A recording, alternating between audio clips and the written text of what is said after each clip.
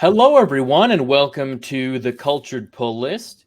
On today's episode, we're going to be talking about the comic Flash movie tie-in, The Flash, the Fastest Man Alive. So, without further ado, let's get into it.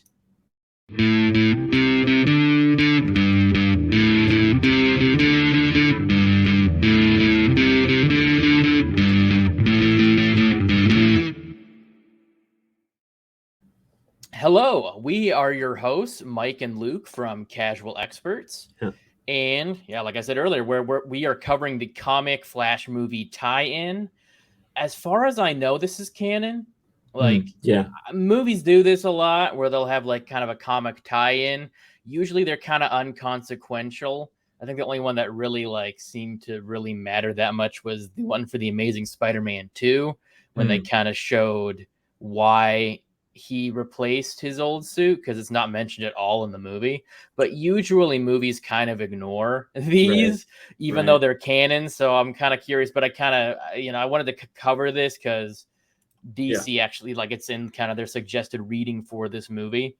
So maybe there will be some references at least to this, or at least at the very least, you're kind of not lost. Like, why does he have a new suit and everything? So this is actually written by Kenny Porter, who is also writing the current Superboy runs, Superman Man of Tomorrow, I think. And coincidentally, he actually lives in West Michigan, which When I went to pick up yeah. those Superboy comics, they're like, "Oh yeah, the guy he lives here comes by here sometimes." So yeah, that's cool. Yeah, that is pretty Yeah. cool. And he was actually at Motor City Comic Con when I went a few weeks ago, but I didn't really get the chance to see him. Yeah. But yeah, so I thought, that was kind of cool. I saw the name floating around. I was like, huh. And then I just recently learned that he lived around here, which is pretty cool. Yeah. But anyway, let's get into this. So the Flash, that's not the right one. Hold on. Let me find it. Thank God I can edit this. I don't know how that happened. There we go.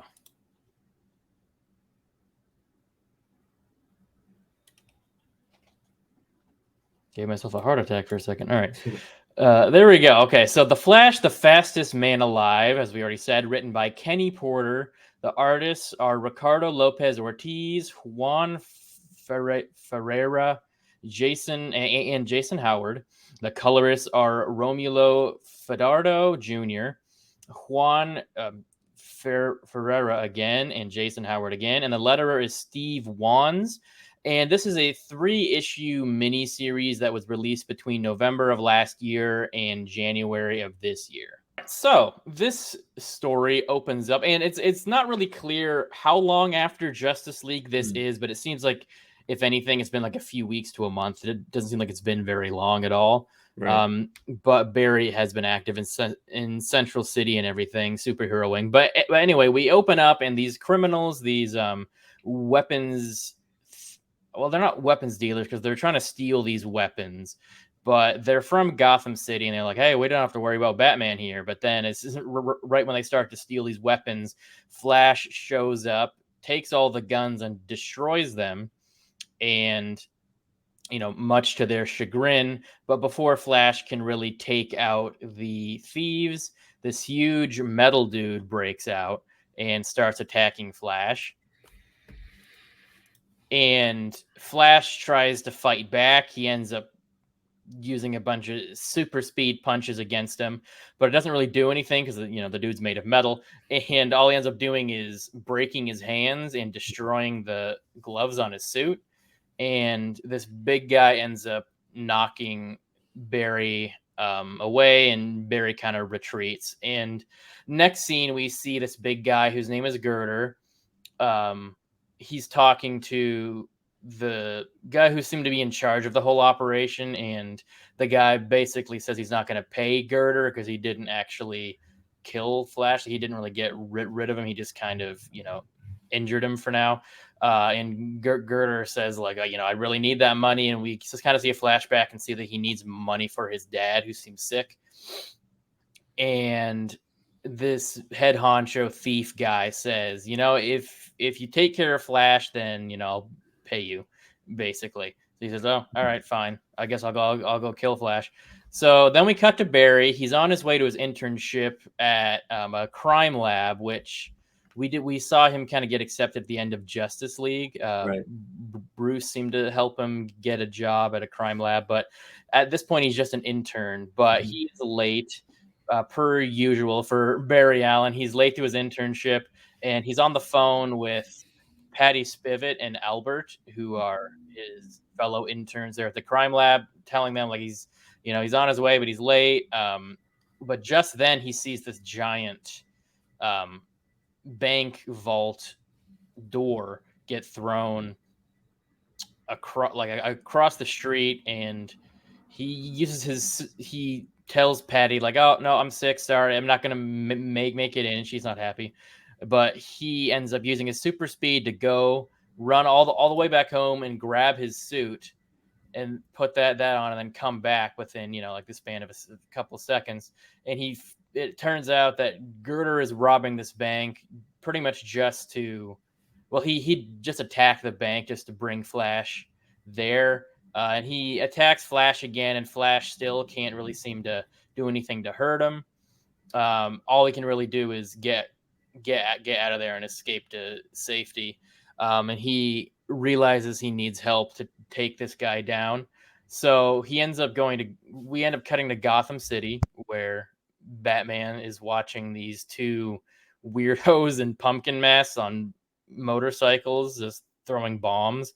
And Batman ends up taking out one of them. Before he can take out the other, Barry shows up and just disassembles the guy's bike as he's riding it, which I feel like would kill him, but I guess it doesn't. But Right. But then Barry tells Bruce that he's still a rookie pretty much. He doesn't really know how to fight. At this point he's been relying on his super speed, but since that isn't really helping against Girder, he needs Bruce's help to actually train him how to fight. So they go to the Batcave, and Barry sees that Alfred is working on some micro compression technology. And Alfred tells him that he's trying to make Bruce's suits more portable and durable. So then we cut to Girder. He's at his father's bedside, and there's not really much going on there. It's just kind of a scene between him and his dad, revealing that he's sick, and Girder needs a lot of money to pay his medical bills.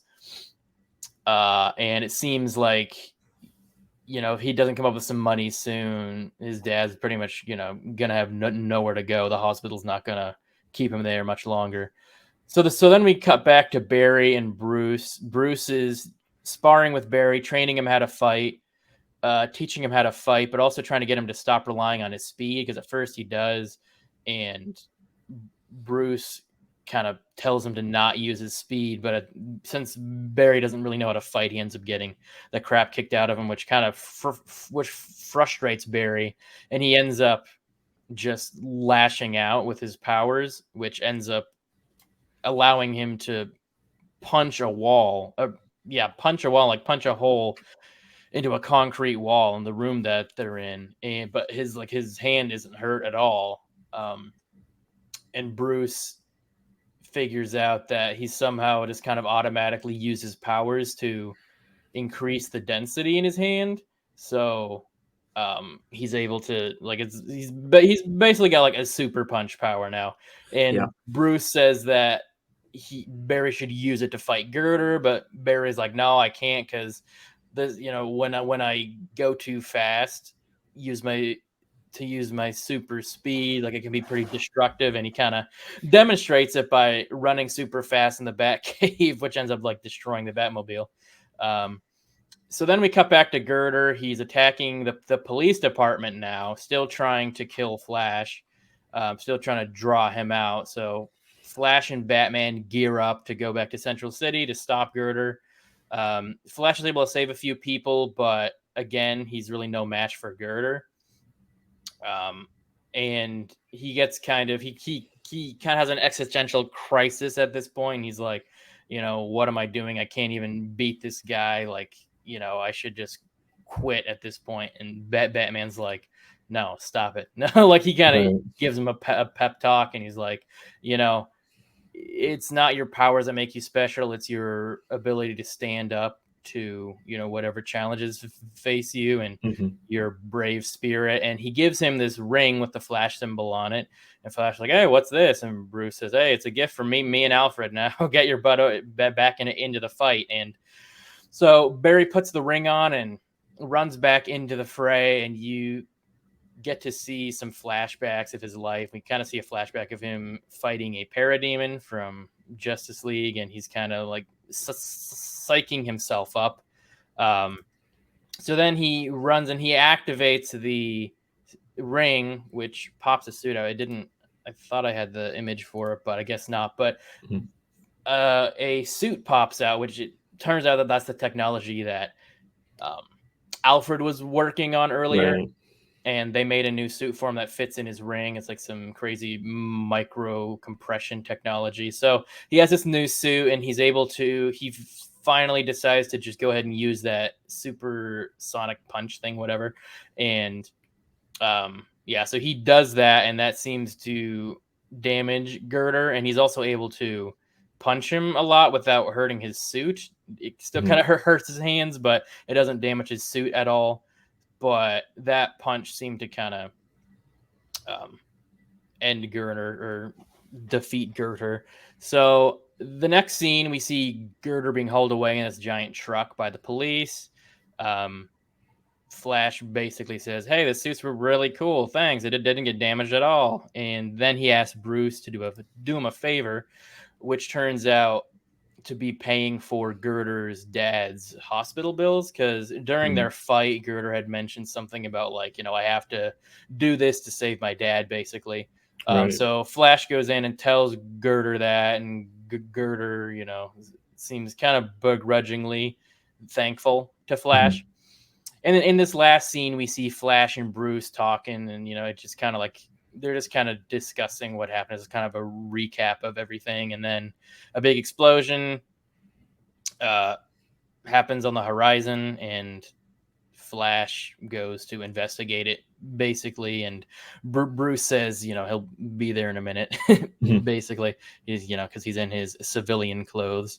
Right. So that's the end of the first issue. The next issue, we see these I'm not sure what it is. It's like explosives or weapons or drugs or something. I'm not sure. But anyway, these criminals are bringing in an illegal shipment, and Flash shows up and starts wreaking havoc on their business. And one of the henchmen calls the boss.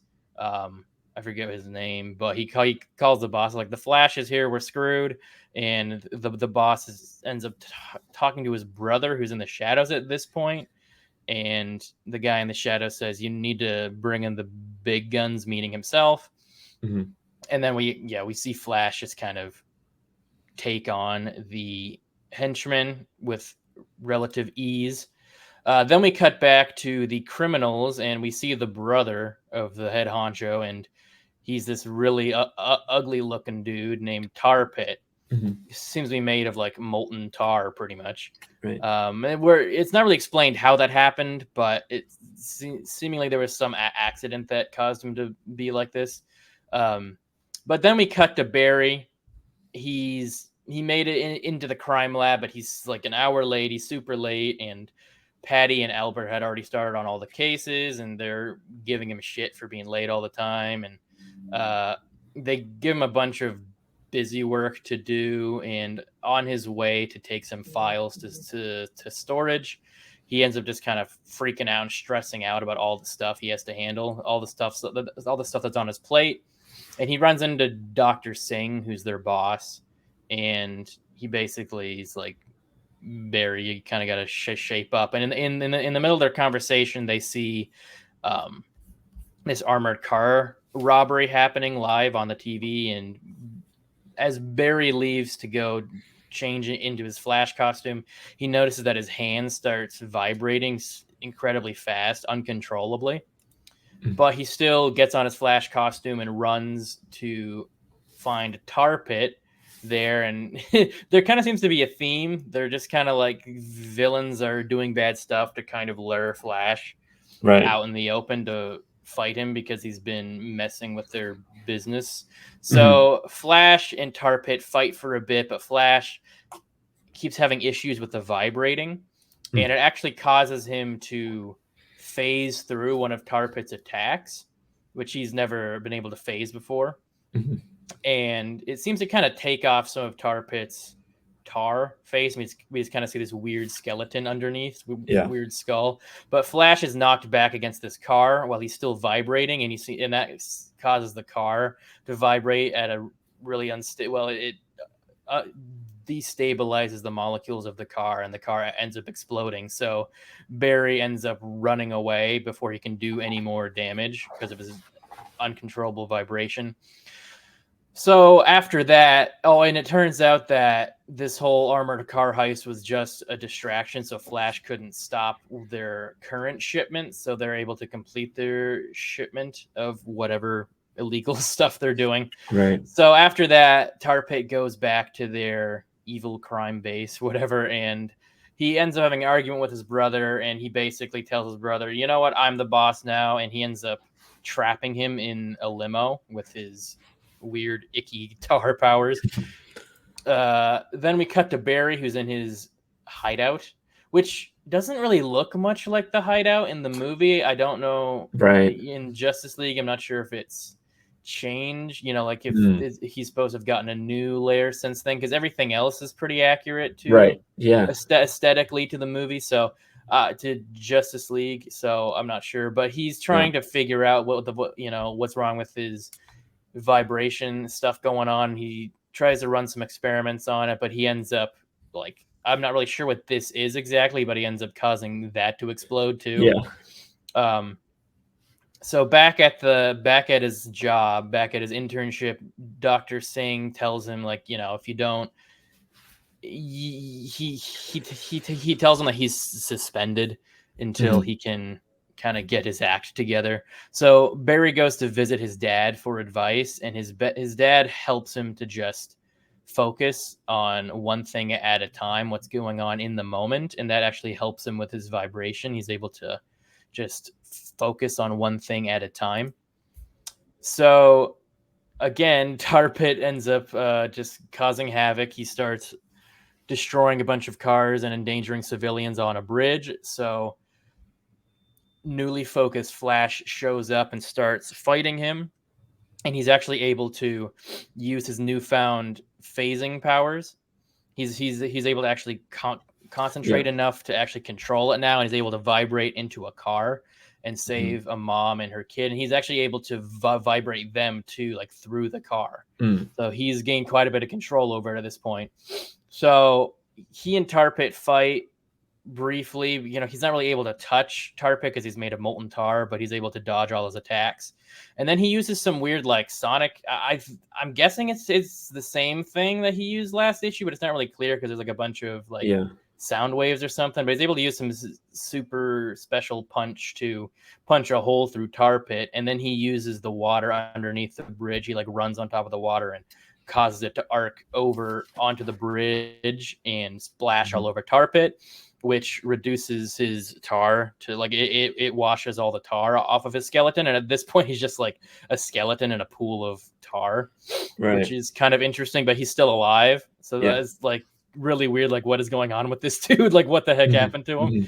But then we also see his brother show up, and he called the cops to get out of that limo and turned himself in.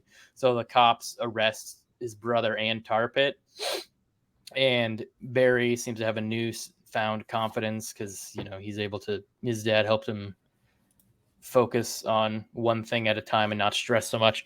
So next we cut to Barry. He's back at his job, and he is actually there early before Patty and Albert, and presumably using his super speed, he's able to get a head start on 8 different cases. And Dr. Singh seems pretty impressed with him, and he assigns him to take these files back to the police station where they got them from. And as he's walking to the police station, a few squad cars roll by with their sirens on, and he's he thinks back to what his dad taught him, and he seems happy to be the Flash. He puts his suit on and we see this scene where he's able to phase through this bank vault to stop a robbery, which, further shows that he's able to control his phasing powers at this point. And that is the end of the second issue. The final issue opens up with a supervillain called the Top. He has powers that are, kind of like what we saw last week, sort of very Tasmanian Devil-esque. Right. And his whole gimmick is building like little weapons that are shaped like tops. And so he's able to get away, but then Flash kind of was able to like stop all of his tops. And then because his whole thing is he's working for some sort of organization where they're trying to like have like anti-metahuman like weapons and stuff like that. So he's trying to auction off that. Yeah. We see his super suit over here, and he's like, well, I'm just gonna kill the Flash, and then that's gonna get more high profile, people into what I'm trying to sell. Right. And his boss isn't really happy about that. Yeah. And then we cut back to the jail with Barry's talking to his dad, and he's basically talking about what happened last issue, where he just got not promoted, but he's more like he's still an intern, but he's moving forward in the forensics lab. And then on his way back, he hears this child talking about the Flash to his mom, but she doesn't really seem to care all that much about the Flash. And then over here, this is Barry at the lab, and they see an explosion, and Barry runs over to the explosion, and that's where he meets the Top. And this is where we see his ultimatum, where he basically says, if the city will pay me $1 billion, I will just leave, and if not, I'll kill the Flash. So they fight for a little bit, and the Top is able to temporarily apprehend the Flash by like pinballing him around or whatever. Mm-hmm. And so then he gets away, and in the process, Flash destroys the building of the child and the mother we saw earlier. And then he also sets off a couple of his top bombs throughout the city. And I believe this is the part where he mentions, each one of his tops is like as powerful as like a nuclear warhead or something like that. So yeah, bad news. And then so we cut to the Flash Lab, which is different than what we saw in the last issue, but still not the same. Right. As this movie. seems a little more like the one in Justice League. Though, yeah, it does. Yeah, so I'm not really sure right. what's going on there. Yeah, and so he's watching the news and he's kind of talking. Has like an audio diary thing happening, and he doesn't really know what to do because he's not really sure how to go with it. Because I didn't mention this, but the Top was able to throw off the Flash's equilibrium. I don't really know what that means, but somehow that's bad. I'm assuming his balance, like in his inner ear. Okay. So he's like not able to run. Over. Right. I'm thinking that's what he meant. Yeah. Got you. So yeah, he's able to trip the Flash up, which is bad because he's moving really fast. Yeah. And then so we cut to Flash's training because he at this point he mentioned he only has like 19 hours left. At this point he's training, and he manages to go so fast that he creates like not like different versions of himself, but like reflections of himself. It's like a mirage or something. Right. Kinda. Exactly. I think he called like an after effect or something, or an after image. After image. Yeah. Right. Yeah. And then he talks to his dad, and he's like, he talks about the Flash in the third person because his dad doesn't know. He's basically like, I'm not super confident. Like, I don't think I'm able to save the city. And his dad's like, well, just tell the Flash that, sometimes you just gotta, I don't even know exactly what he says, but you just gotta do what you gotta do to save people, essentially, is what's happening. Right. And then the mayor of the city, there's 3 hours left. He goes to the Top, and they're talking, and it seems like he's going to turn the Flash in, but they decide not to turn the Flash in, and they're also not going to pay the money, and so that upsets the Top, and so he sets off his weapons, but then the Flash is able to kind of hit him, knock him off his guard, and then they fight for a bit, and yeah, he tries to do the thing, but then he does the after image, and that kind of throws him off. And then Flash is able to so he's able to like move really fast, and then he uses his after images to not distract him, but sort of confuse him, and then he uses all of his power up, and so he's kind of like tired out.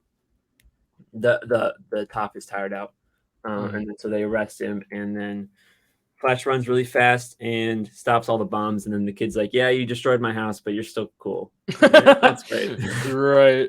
And then at the end of the issue, Flash goes to Henry's jail cell, and he's like, "Your son told me everything you told him, and you're pretty cool." And that's it. Yeah, right. And that's that is it. Right. So, what did you think of these issues? This 3-issue miniseries. I thought it was pretty cool. The art wasn't great, but it was all right for a movie tie-in. It was all right. It seemed like there wasn't like a main arc, but it seemed like there was like a theme of like Barry gaining a new ability or gaining a new suit, and kind of like building up to what will be in this beginning of the movie. Yeah, I'm pretty sure like in each issue he develops a new power, right? Which I thought was kind of cool. But yeah, a lot of it is just kind of him like learning his first steps, because he's been Flash for a little bit, but he's still pretty much a rookie, right? And a lot of the stuff he did in Justice League was him just kind of like figuring things out as he went along, which is kind of like this whole series. I think it's the most important thing about this arc, whatever you want to call it, this mini series, is like how he got his suit and how he's developed these powers. Because I'm assuming at least some of these powers are going to be in the movie. I haven't seen at the time of recording. I haven't seen the movie yet. Right. When this comes out, it will have been out at least for like a day. So, yeah. And I'm also not sure if they're really going to like mention anything in this comic, right? Like how this normally goes. They just don't really mention it, or I feel like they might make a mention that, Bruce made his suit or something. Yeah. Because it's not really clear how much of a time jump is between the end of this series and the movie, because this movie or this series takes place within the span of like a month, seemingly a little over a month, and it's not. But I have heard stuff from reviewers and I think even like the director himself saying that Barry's a little more seasoned in this movie. Okay. So I wonder if there's like a year or more time jump between this series, and it seems like from the trailers and everything I've heard, quite a bit happens in between Justice League and this movie. So that's kind of why I felt like this series might be kind of important, at least to fill in some of these blanks. Right. But I'm not sure if they're going to mention it at all. If anything, it's probably just going to be like in passing, like, oh, I fought a few villains and I got a new suit from Bruce, Right. Yeah, I think it's just like not like super important, but if there's a time jump, then it's going to be like, here's what happens in the middle of the time jump. Right. That kind of seems what's going on. Yeah, and like you said, I didn't care too much for that. I like the art in the second one. The one in the art in the first and third issues, I was like kind of indifferent to. Like it did the job, but it wasn't anything super special. Right. Kind of like with most of these tie-ins, it kind of feels a bit like like they didn't work too hard on it. If you know what I mean. Like I could totally be wrong, and but I feel like they didn't put as much effort into it as they would like an ongoing Flash comic series. Sure. Yeah. That being said, like it's not like it's bad. It's just no, it's fine. Yeah. Yeah. I did like that they kept the likeness of like this armor from Justice League at the beginning. Right. That was well done. And then they also kept, they did a pretty good job drawing his suit in the movie. Yeah. There is some really small detail that I'm sure nobody really cares about, but they kind of drew him with like a collar in his new suit, which does go in line with, I don't know if it's the original design for the movie suit, but in like the first teaser, he's kind of got like a collar here, and like his helmet is separated from the rest of the suit. But then you see, here in the actual movie, it's not like that. I don't know if they made a different suit or they fixed, they use CGI to change that or what. Yeah. Or a mix of both. And then I'm not really sure if this was the original design or they just hadn't CGI'd it yet. But the comic seems to go off of this design. Yeah. Which I found kind of interesting, but also I'm sure nobody else really cares. But and the other, it was timed with the original release, but then it got pushed back after James Gunn took over. So I feel like there might have been some like reshoots or something. So that's maybe. Well, it's been pushed back like several times. Right. Too, yeah. Also, all the villains in it were from the comics. They're just kind of lesser known villains. Yes. Which I think would be a really good idea if they were actually like doing more with this, which is still unclear. Right. Because you at least myself, I kind of would want him to go up against actual villains in the comics, but at the same time, you kind of want to save the big ones for the movies, right? To actually show. So I think they did a pretty good job picking like more obscure ones that still like posed a threat. And I really actually liked Tar Pit's appearance. Yeah, I did. It looked a lot cooler than I think the comics. He's just kind of like a big like blob guy, in the more comics. Like a Clayface kind of guy in the comics. Yeah, or like the Michelin Man kind of. One other small detail I noticed was his lightning was yellow all the way through in this, whereas in like in Justice League it's blue, and it seems like from clips and stuff I've seen from the movie, it seems like it's still blue except when he has his suit on. For whatever reason, his suit makes his lightning yellow, like in the comic. So that is, but in this comic, it's yellow all the time, even when he had his old suit. Right. I'm sure that's just a small detail they overlooked or didn't care about. But yeah, that's pretty much everything about this Flash movie tie-in. I feel like it's important to maybe if you really care that much about what happened in between Justice League and this, it's pretty interesting. But the Flash is out, so go see it if you want. So before we wrap things up, we have our Cultured Pull List segment. What I have Amazing Spider-Man 26 this week. This kind of caps the current story arc, explaining what's been going on, like this whole series where MJ is with this guy Paul, and they have 2 kids, and Peter works for Norman Osborn, a reformed Norman Osborn at Oscorp. And like I'm not gonna go into too much detail, but like there's this alternate universe time thing where Mary Jane is trapped with this Paul guy in this alternate universe for like 3 years, and they end up finding and like adopting these kids.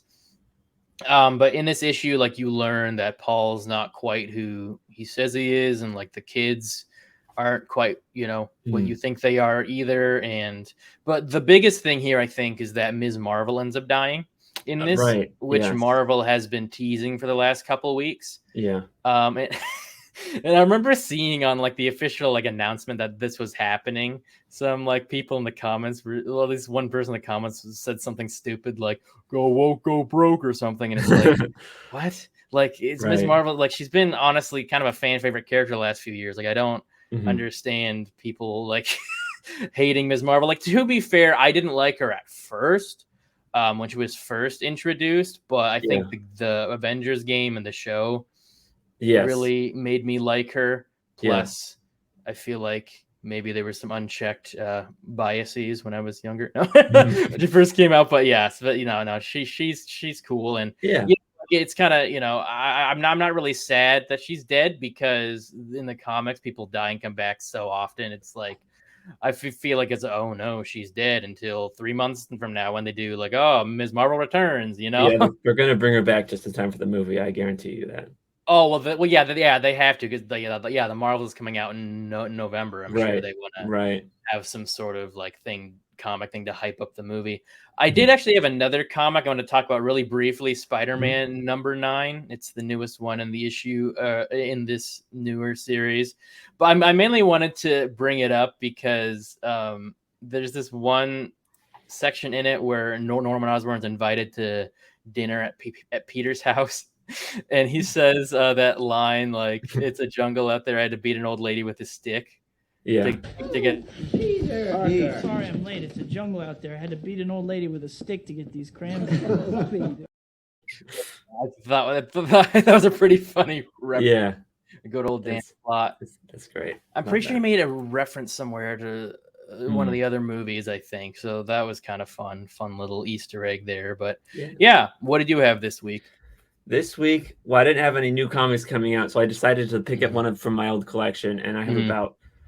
I'd say about 150 Titans comics that Oh my I God. have, and so I just pulled one of the weird ones, and today I picked the Nice. Teen Titans Drug Awareness Special, Nice. and this came out in the early 80s, like early days of the new Teen Titans, because this was before Nightwing, before Jericho, like even before Terra, and so. Okay.